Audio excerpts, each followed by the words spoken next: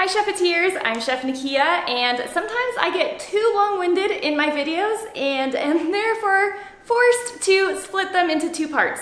So today is part 2 of our DIY edible gift giving conversation. Instead of just publishing one long 30-minute video, I thought it might be helpful to split this one into two, more like 15-20 minute-ish episodes. That way you all can watch them at your leisure and you feel like you get a nice little break in between. On the last video, I talked about the broad considerations that you want to make if you are planning to do DIY edible gifts this year.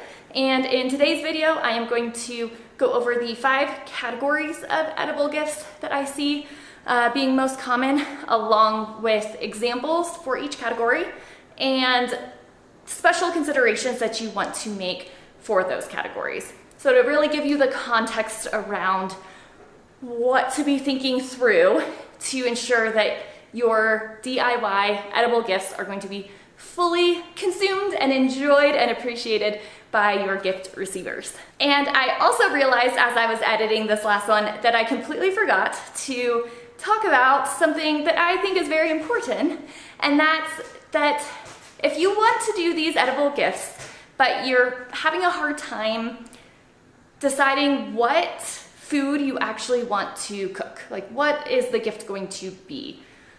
As I go through these examples, I used a lot of pretty like generic American examples, some or one of these might strike your fancy, but if none of them really feel right, I think that a great way to go about this is to think about a food that reminds you of this season in your childhood. Some of those like family tradition foods, or a food that makes you think of your grandparents or great-grandparents, something that they always cooked and had around, or a recipe that's been handed down for multiple generations. And if you don't necessarily have any of those, I also think that looking back at your ancestry and choosing foods that make you feel connected to your ancestors and or the land that your ancestors came from or the land that you are on today could be great sparks of inspiration for you to decide what type of food you would like to cook, bake, create for your DIY edible gifts. What I really love about this approach is that as you share these gifts, you are also gifting people the opportunity to get to know you on an even deeper level. And I think that that really helps us feel more connected, first and foremost, as well as increasing like appreciation and thoughtfulness of the gift. Thank you, Chefeteers, so much for watching. Be sure to like and subscribe in order to get more content about becoming more confident in the kitchen. And in an attempt to not let this get too long-winded either, let me just put you right into the part 2 of DIY edible gifts. Thank you so much, Chefeteers.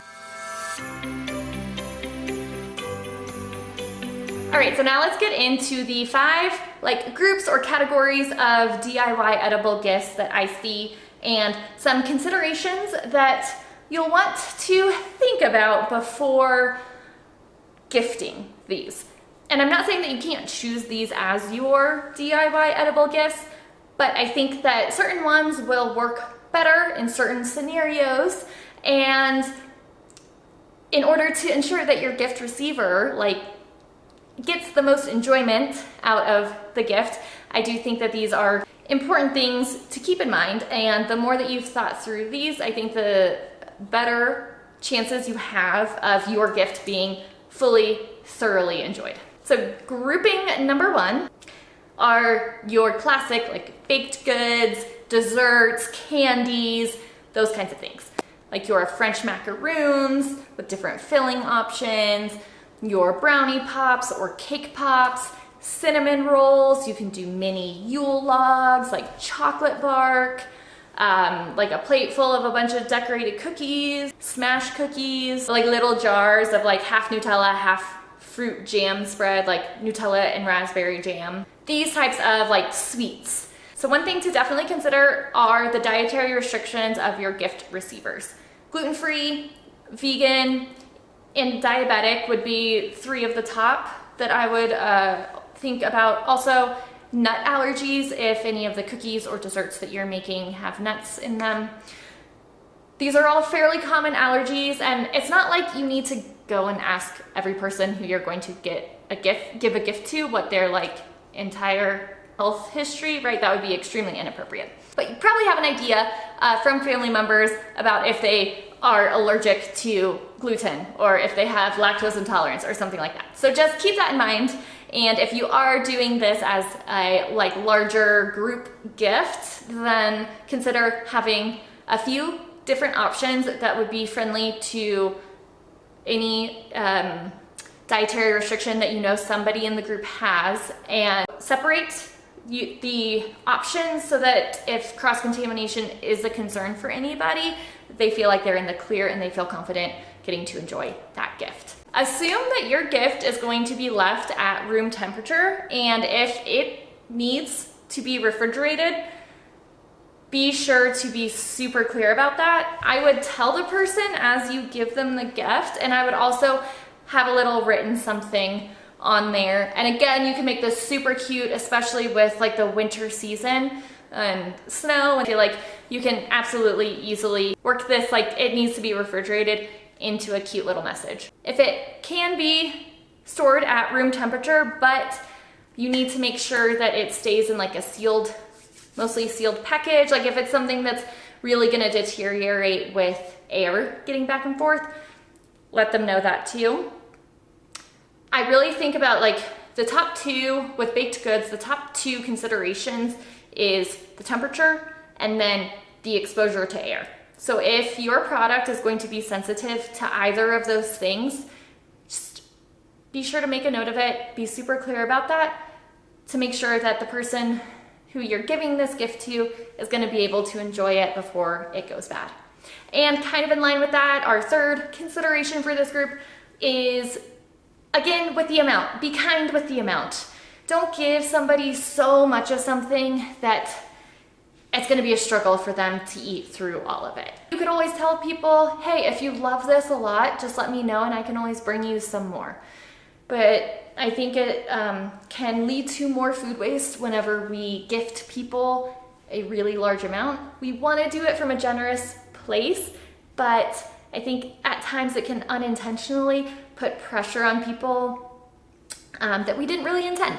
So just keep that in mind too. Now the next group I see are infusion style groups. So this would be like basil infused olive oil or vinegar or simple syrups with, you know, maybe like a vanilla bean simple syrup or something like that.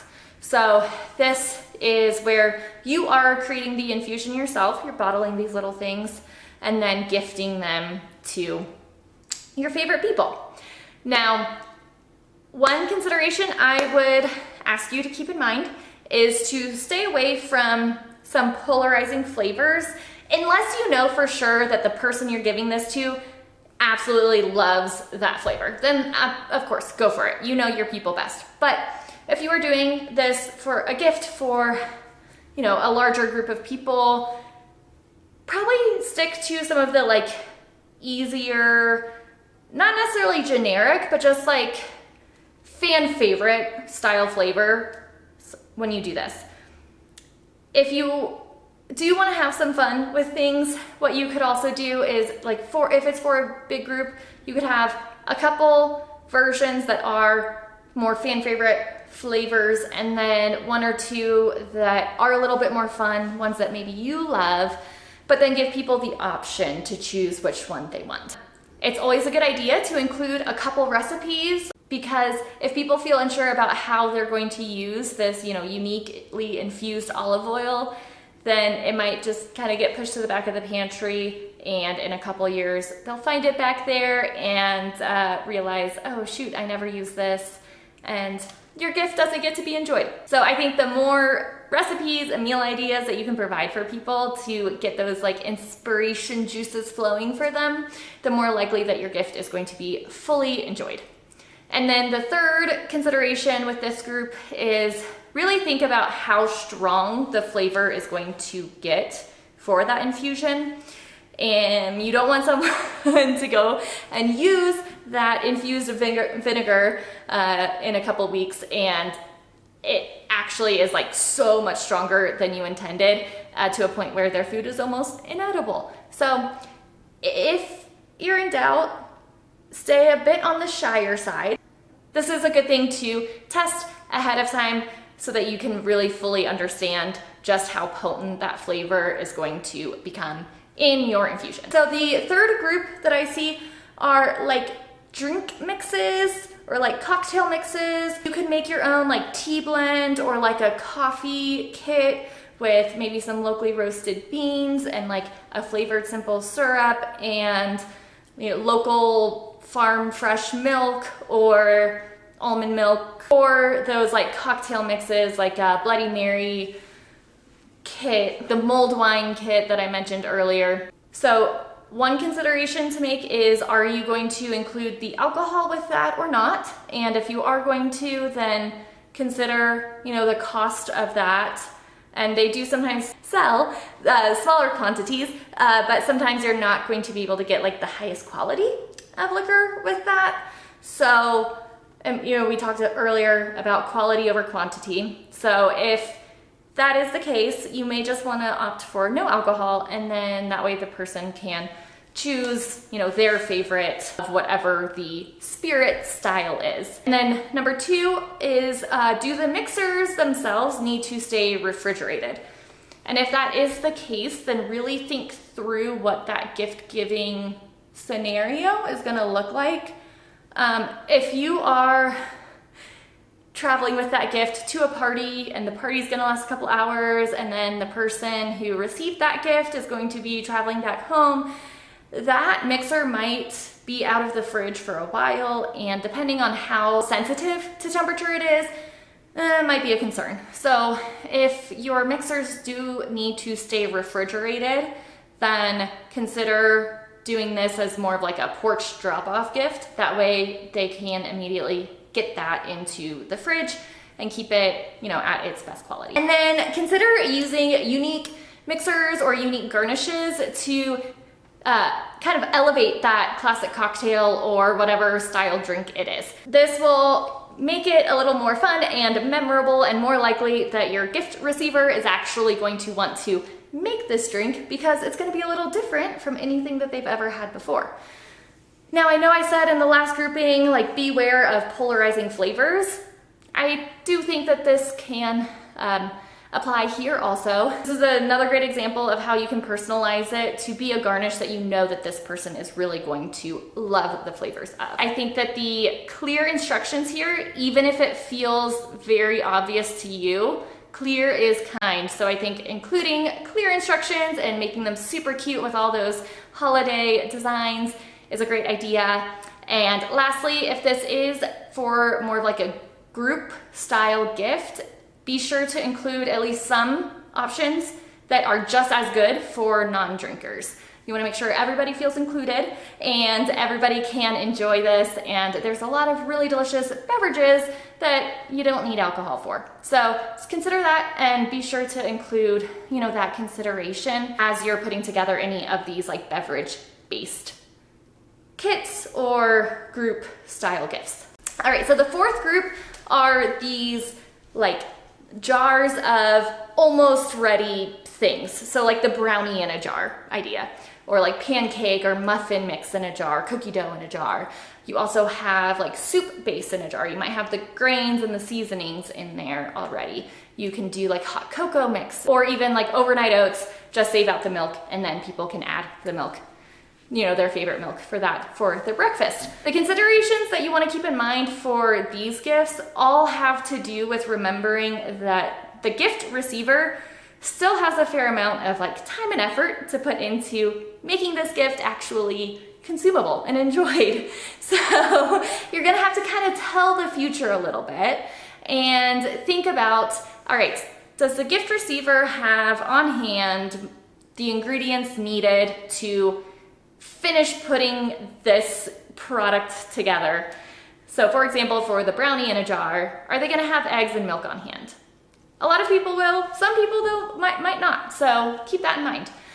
Also, something like a soup in a jar, that might be easier because water, most people are probably gonna have pretty, you hope they have pretty simple access to some water to finish making that soup. But the ingredients are one thing to keep in mind. Another thing is the equipment. So does the gift receiver have all of the kitchen tools needed to finish creating this? With that, when you are making these in a jar style things, maybe consider including recipes that only use super basic kitchen equipment that is very likely that everybody already has. And then number 3 is like the time and effort. Like, does the gift receiver have the capacity to actually make this at some time? If they are a very busy person and they don't cook for themselves very often at all, maybe run the idea by them real quick before you gift it to them, because even if making brownies is as simple as egg, milk, and throwing it in a pan and baking it, that still might be more than they realistically have the capacity to do. Really consider and make sure that it's highly likely that the gift receiver is gonna have the time and the skills to put this together to enjoy your gift. And number 5 group of gift is immediate consumption gifts, is what I'm calling them. It's a little bit different than the baked goods gift, because this I'm gonna include things like charcuterie boards or like appetizer type things, in addition to desserty style foods. This is really kind of what I see more as something that you take to a party or a get together as a communal gift to everybody, with the idea that everybody is going to be, eating it right away. As you are preparing a DIY edible gift like this, you'll want to really think about how many people are going to be there. You want to make sure that there's enough so that everybody can truly enjoy without overdoing it to a point where there is like a ton left over and it actually becomes a burden on somebody else in how are they going to eat this up, or package it and save it or whatnot. Really try to fall in like the nice cozy middle of there being enough food and not too much. If you do still think that it's fairly likely that there will be leftovers, you could bring little like gift bags or boxes so that people could choose to box them up and take it home with them to continue enjoying. This works best for those foods that are not necessarily, they don't need to be refrigerated. The foods that are a little bit better at room temperature over a little bit of a longer period of time. And then you can also consider using a special platter for this food so that can double as a gift for the host. So if there are leftovers and the host wants to keep them, yay, that's a little bit of an extra gift. But then if you have a nice, beautiful, seasonally themed platter, then that can be a beautiful gift for the host to enjoy. And you're not just like taking that platter back home with you, or you're not bringing it on like aluminum foil or cheap plastic that you'll just throw away. A beautiful platter is going to be way more sustainable. And lastly, if you do take a large platter of food to a party and it is the gift to everybody, you want to walk around and invite people to eat. Make sure everybody does feel welcome eating it, of course, but you do want to be cognizant that you don't make people feel pressured to eat it, or that you aren't like hanging around, keeping an eye on them and like waiting for a compliment or anything from them, right? That takes that food from a gift to now an obligation. So be sure to, yes, of course, welcome people to eat the food and, explain to them what is in it and all of that, but just be chill, right? Don't make anybody feel pressured. So those are the 5 groupings of like DIY edible gifts that I see. If you have any others, please drop them below in the comments. I would love to hear what you all are doing for DIY edible gifts this year. And I hope that everybody has a beautiful holiday season. I hope that you cook something really delicious and joyful soon. Thank you so much, Chefeteers, and Happy New Year!